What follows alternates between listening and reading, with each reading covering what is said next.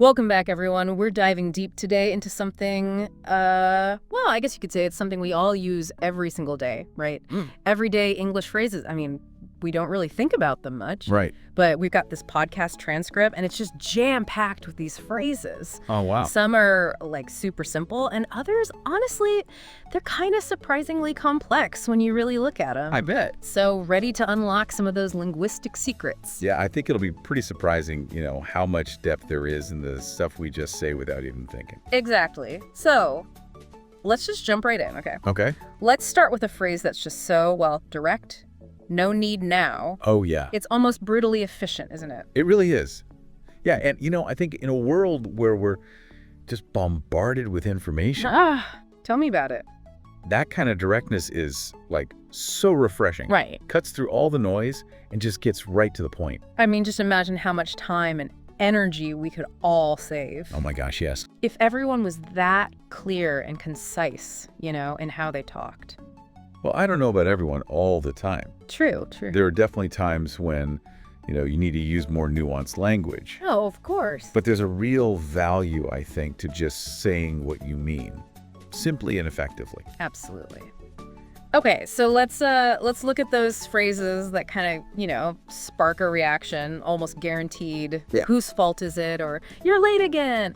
I mean, they seem basic, right? Yeah. But they really tap into something about how we, interact. Yeah, they do. On the surface, it seems like they're about blame. Right. And, like, taking responsibility. Mm-hmm. But there's often this deeper level of emotion there, right?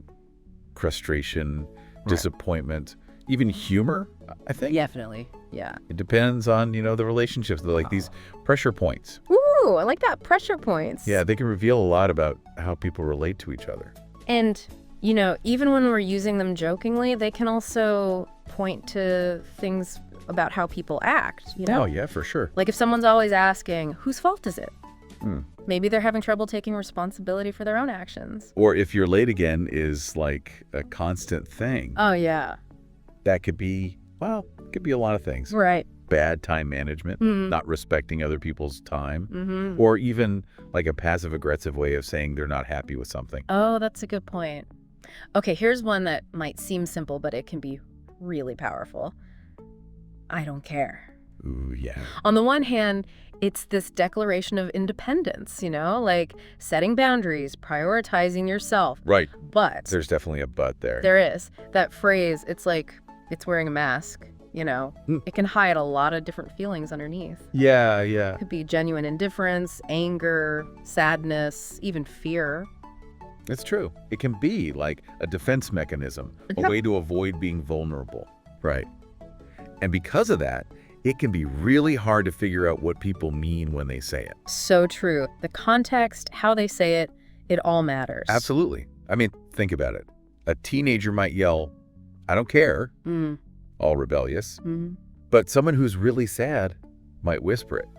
Same phrase, totally different meanings. Wow, that's a really good point. Okay, let's shift gears a bit. Okay. Talk about phrases that are more about, dealing with challenges. These two really resonated with me. I'm stuck, and it's going to take some time. Yeah. They both acknowledge that things are tough, but they also have this, glimmer of hope in them. They do. And what I find interesting is how honest they are. Right. They're not pretending things are easy, Right. but they're not giving up either. It's like saying, hey, this is hard, but I'm working on it. Yeah, and sometimes just saying that out loud can be a huge step, It can. And it can be a way of asking for help, too, No, for sure. When you say I'm stuck, you're opening the door for someone to offer a new idea or lend a hand. Exactly. It's like you're saying, I need some support here. It turns a lonely struggle into something where you can work together. And speaking of feeling overwhelmed, there's this phrase that just captures it perfectly. I can't keep on doing this. Oh, yeah. It's like a cry for help almost. It is. It's like you're saying, I've reached my limit. We need to pay attention to that, right? We do. Yeah. Whether it's us saying it or someone else, it can be a sign of burnout, Yeah. feeling totally drained, or just needing a change. Think about all the situations where you might hear it. A student who's just got too much work, Right. a parent who's feeling the pressure of, all the demands. Or someone at work who's just facing these unrealistic expectations. Yeah, it's a reminder that we all have a breaking point. And it's okay to admit that. And sometimes saying, I can't keep on doing this is, well, it's the healthiest thing you can do. It can be. It can be the start of a positive change, actually. Yeah, it can lead to setting boundaries, asking for help, maybe even making a big life change. Okay, let's talk about this one. I had a bad day today. Simple, right? It seems simple, but it's actually so powerful, I think. It is. Because it's acknowledging your vulnerability. Just saying it out loud can be a relief. Like letting go of all that bottled up stuff. Right? Exactly. And it opens the door for empathy, too. When someone tells you they had a bad day, Yeah. it invites you to just listen, offer support, remember that we all have those days. Okay, you ready to tackle some phrases that are a bit more complex? Bring it on. All right. This one really got me thinking. Convincible, why would he lie to me? Oh, wow. That's a good one. It's like there's a puzzle hidden inside that question. It does, doesn't it? And it tells you a lot about what the person's thinking. They're struggling with trust, right? Yeah. Trying to figure out if they can believe this person or if they're being lied to. It's like they want to believe, but they also have to protect themselves. Exactly. And it makes you think about how we decide who to trust in general. Yeah, like when do we believe what we're told? Especially when we don't have all the information. Or when people are telling different stories. Ugh, so true. It's like that saying, trust but verify. We want to believe the best in people, Right. but we also have to be smart about it. And sometimes figuring that out can be really hard and uncomfortable. And I think that phrase captures that struggle. Okay, this next one is a bit of an emotional roller coaster. It will get worse, but it will get better later. Oh, yeah. That one gets to the heart of it, doesn't it? It does. It's like it acknowledges the ups and downs of life. The good times, the bad times. Exactly. Things might get rough, but there's always hope for better times ahead.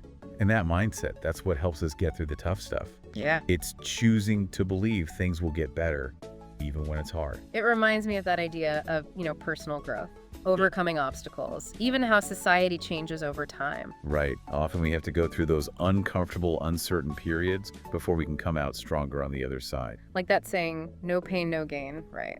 Exactly. Okay, here's one that seems really simple, but I think it has more to it than meets the eye. Look that way. Look that way. On the surface, it's just a direction, right? It is. But it can also be a way of, well, almost manipulating people in good ways and bad ways. Oh, interesting. Think about a magician, right? Yeah. They use it to distract you while they're doing their tricks. Or a storyteller, they might use it to create suspense. Ooh, I see what you mean. Right. They make you focus on something specific. And sometimes someone might use it to, trick you or mislead you. Right. Like in a mystery novel when they point you in one direction. Oh, yeah. But the real action is happening somewhere else entirely. It's like a reminder that things aren't always what they seem. Exactly. We're always being influenced by how information is presented to us. It's true. And sometimes what we see, well, it's not the whole story. Okay, my brain is officially doing backflips trying to keep up with all this. Mine too. And we're only just getting started. Let's bring in a little pop culture, shall we? Friends don't lie. Yeah. Familiar. Oh, yeah. So this one makes you think about loyalty, honesty, and what it really means to be a friend. Right, because it taps into that ideal of total trust and honesty in friendships. But real life isn't always that simple. No, it's not. Friendships change, they grow. They definitely have their ups and downs. Right. Sometimes people tell those little white lies, to try and protect someone's feelings or avoid a conflict. It's that classic dilemma, honesty versus kindness. When do you tell the truth, even if it hurts? And when do you try to be gentle with someone? It's a tough one, and there's no easy answer.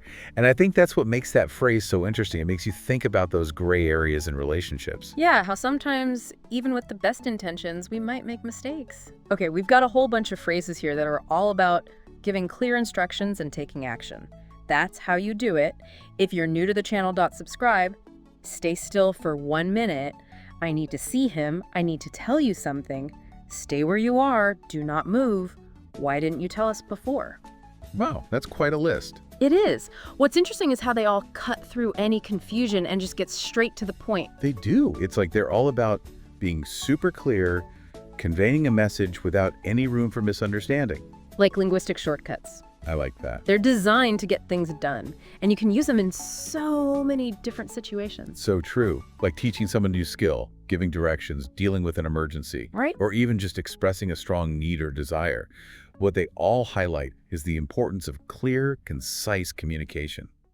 especially when time is of the essence or when the stakes are high. Think about how important that is in an emergency situation. Oh, yeah. Like, do not move. That could be the difference between, well... Right, life or death. And even in less dramatic situations, being able to articulate your needs or instructions clearly can save so much time and frustration.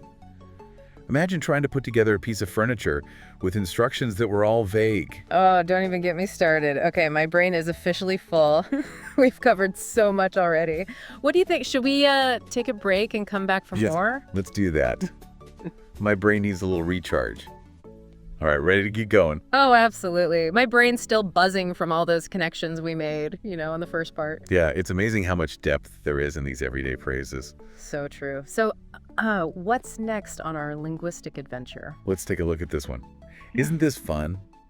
Seems pretty straightforward, right? I guess so. But depending on how you say it and where you say it, it can mean a whole bunch of different things. Oh, yeah, for sure. It could be like genuine excitement, when you're trying something new. Right. Or it could be totally sarcastic. Oh, yeah. Like when you're stuck in a meeting that just won't end. Ugh, the worst. But sometimes it's like a way to, lighten the mood. Oh, absolutely. Imagine a parent saying to their kids when they're cleaning up a huge mess. Uh-huh. Yeah. It might not actually be fun, but it kind of helps everyone cope, Yeah, it's like a way to, shift your perspective a little bit. Exactly. Find that silver lining, even when things aren't perfect. Okay, this next phrase is a little more, intense. Doesn't that make you mad? Oh, yeah, that one's interesting. It's not just about being angry. Right. It's also about, wanting someone to understand how you feel. It is. It's like saying, hey, I'm feeling this way. Do you get why? Like looking for some validation. Yeah, or solidarity, like you're in it together. And sometimes I think it can be a way to, challenge someone's viewpoint. Oh, definitely. Think about someone witnessing something unfair, and they say, doesn't that make you mad? They're calling you to action, basically. It's like saying, this is wrong, we need to do something about it. Yeah. Exactly. Okay, how about this one? I've done my part, now you do yours. Oh, that's all about, fairness and balance, right? It is. You're saying, hey, I did my part, now it's your turn to step up. It's often used when people are working together. Right, like a team project or something, making sure everyone contributes equally. But it can also be used in relationships when someone isn't, pulling their weight. Oh, yeah, for sure. Like you've been doing all the work and your partner or friend hasn't been doing their share. That phrase is a way of saying, okay, enough is enough. Right, it's time to step up. All right, let's lighten things up a bit with this one. Is this a joke to you? Oh, yeah. This is perfect for when someone's being, dismissive of something you care about. It is. You're calling them out, making them show some respect. Imagine a friend, right, and they're making light of something that's stressing you out. Oh, okay. Saying, is this a joke to you? Can be a way to, set a boundary. Definitely. Yeah. And sometimes it's the only way to respond to something that's just ridiculous. Like when someone tells you a story that's just so unbelievable. Right. You can't help but wonder if they're serious. Okay, let's switch gears again. Here's a phrase that's all about comfort and reassurance. There's nothing to worry about. Oh, yeah, this one's a classic. It's used to try to calm someone down. Right, when they're feeling anxious or stressed. Like a verbal hug, Everything's going to be okay. But sometimes it can sound dismissive, right? It can. Especially if the person's worries are, legitimate. Yeah. It's really important to validate their feelings, even if you don't feel the same way. Like if your friend's going through something really tough, like a job loss or a health issue. Right. Just saying there's nothing to worry about probably isn't helpful. It's better to acknowledge their feelings, offer your support, even if you can't solve the problem. Okay, this one speaks to resilience and growth. I struggled a lot. Yeah, that's a powerful one. It acknowledges that you've faced challenges, come through the other side. It shows strength and perseverance. And it can connect you with other people who've had similar experiences. Like in a support group or something. Exactly. Hearing someone say, I struggled a lot, can be incredibly validating. Yeah. And inspiring, too. Makes you feel less alone. Okay, here's one for those moments when you're just completely baffled. I don't know why they do that. Oh, yeah. This is perfect for when someone's behavior just doesn't make any sense. It's like admitting that we don't have all the answers. And that sometimes people's actions are just, beyond our understanding. It's true. And sometimes it's a way to, distance yourself from what they're doing. Especially if it's something you disagree with. Yeah. It's like saying, I don't understand it and I don't condone it. Okay, let's go to a more positive one. It's a good thing, isn't it? Oh, yeah, this is like a verbal high five. Exactly. You're celebrating something positive, inviting other people to be happy with you. Like when your friend gets a promotion or achieves a goal. Right. It's sharing in their success, focusing on the good stuff. Okay, this one's great. Well, I'm stunned. Perfect for those moments when you're just totally caught off guard, right? It really is. Like when something happens that you just didn't expect at all, good or bad. Right, good or bad. Like winning the lottery or getting an unexpected job offer, it gives you a moment to just process what just happened. Okay, here's one that can go from mild annoyance to like full-blown anger. What a mess you made. Oh yeah, this is definitely about holding someone accountable. It is, especially when they've caused a problem or made things harder for other people. But you can also say it in a playful way. Oh, yeah, definitely. Like if you come home and your kids have turned the living room into a giant fort. Right. It's more of a, oh, you little rascals kind of thing. Exactly. Huh. Okay, last one. I love her like a mother. Oh, that's so sweet. It goes beyond just saying I love her, you know? It does. It brings in that idea of like unconditional love, nurturing, protective. Like the love a mother has for her child. Exactly. It's a beautiful way to express how deep your feelings are. It shows that you cherish and protect them, no matter what. Wow, we've really covered a lot, haven't we? I'm finding myself paying more attention to the words I use now. Me too. It's like we've been speaking this language our whole lives, Yeah. but now we're seeing it in a whole new light. It's amazing how much we can communicate with just a few words, isn't it? It really is. Yeah. And it makes you realize how much power our words have. I'm already thinking about all the phrases we didn't even get to. Maybe we need to do a part 4. Haha, maybe we do. But for now, I think our brains need a rest. Agreed. We'll have to pick this up again sometime. Wow. It's like we've gone on this like linguistic safari or something. Right? From simple, like everyday instructions to these expressions of deep, intense emotions. It's really amazing, how much we can say with just a few words. And it's not just the words themselves. It's Yeah. the tone, the context, all those unspoken messages underneath. Exactly. And, as fluent speakers, you already understand that intuitively.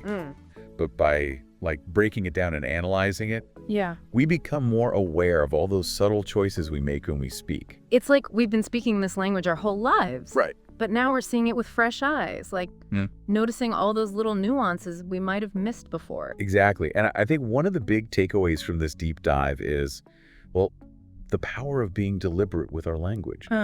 We don't always need big words or fancy jargon to make an impact. Right. Sometimes the simplest phrases, when used with intention, can be the most effective. Like, remember, I don't care. Oh yeah, that one's loaded. We talked about how it can be like this double-edged sword. If you're using it to set a healthy boundary, that's one thing. Right. But if it's like masking deeper feelings or becoming your automatic response. Yeah, then it's worth paying attention to for sure. And on the other hand, something as simple as I had a bad day today can open up a whole conversation. Totally. It invites empathy and connection. It reminds us that we're all human. We all have those tough days. Absolutely. And this deep dive has really made me think about how we use language to navigate the world, to make sense of things. It's true. It's like this hidden code we're all constantly decoding, whether we realize it or not. Yeah, the more we understand that code, the better we can communicate. Connect with people, express ourselves authentically. Exactly. So before we wrap things up, I want to leave you with something to think about. What if, from now on, you paid just a little more attention to the phrases you use and the ones you hear every day? That's a good one. Not just the words, but like I said, the tone, the context, all those layers of meaning underneath. It's like a mindfulness practice for our language. Exactly. And who knows what you might discover? Maybe you'll find some hidden gems of wisdom in the most unexpected places. I bet you will. Well, until next time, happy exploring.